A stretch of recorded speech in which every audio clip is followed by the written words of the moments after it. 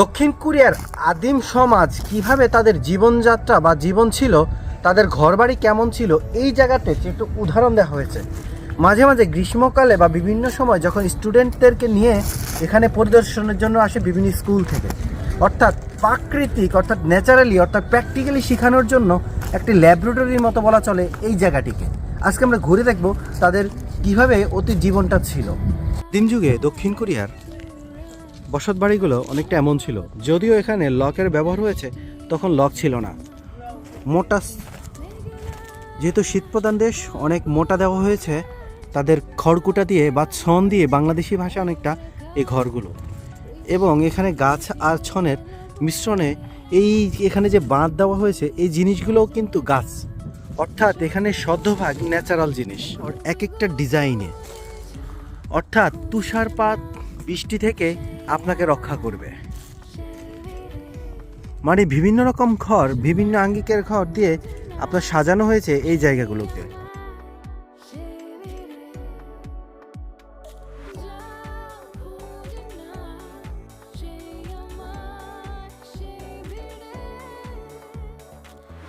নির্মাণের এখানে একটি প্র্যাকটিক্যাল ধারণা দেওয়া হয়েছে। প্রথমে এভাবে কাঠের বা গাছের গুঁড়ি দিয়ে এভাবে সাজানো হয় এবং কাঠের গুঁড়িগুলোকে পাথর দিয়ে, ধারালো পাথর দিয়ে এভাবে তৈরি করা হয়। এখানে প্র্যাকটিক্যালি মূর্তির মাধ্যমে শিক্ষা দেওয়ার বা ধারণা দেওয়ার ব্যবস্থা রয়েছে। পাহাড় থেকে মোটা মোটা গাছগুলোকে যখন ক্রেন ছিল না, তখন কিভাবে নিয়ে আসা হতো, সেই একটি প্র্যাকটিক্যালি ধারণা দেওয়া আছে এই জায়গাটিতে।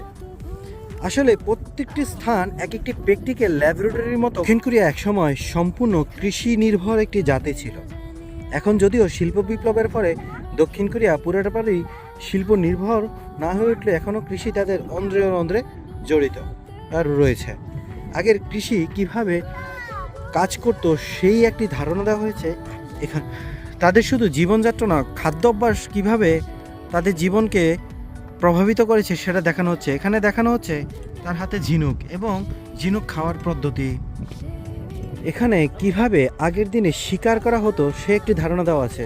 তীরের মাধ্যমে হরিণকে শিকার করে তারা আহার করত। শিকার শেষে কিভাবে তাদের এই পশু পাখিগুলোকে বাসায় পর্যন্ত নিয়ে আসা হতো তার একটি ধারণা। আমরা এই ঘরটিতে প্রবেশ করে আপনাদেরকে দেখাবো কিভাবে তাদের ঘরের ভিতরটা বা কেমন দেখা যায়। এখানে দেখাচ্ছে মূর্তির মাধ্যমে একজন তাদের এই সরঞ্জাম তৈরি করছে পাথর দ্বারা। এখানে তাদের যে সুই সুতা দিয়ে তাদের যে পোশাক তৈরি, তার একটি ধারণা দেওয়া হয়েছে। যেভাবে তারা বন্য শূকরকে শিকার করত। যখন অর্থনৈতিকভাবে কিছুটা সমৃদ্ধ হয়েছে দক্ষিণ কোরিয়া, তখন তাদের বাড়িঘরগুলো যেমন পরিবর্তন হয়ে যায়।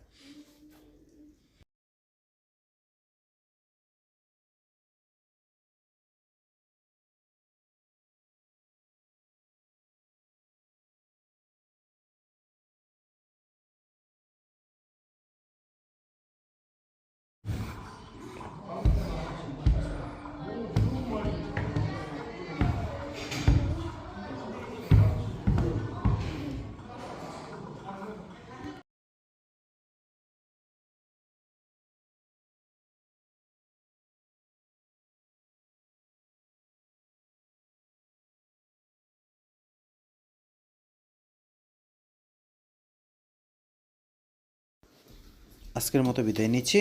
আল্লাহ হাফেজ।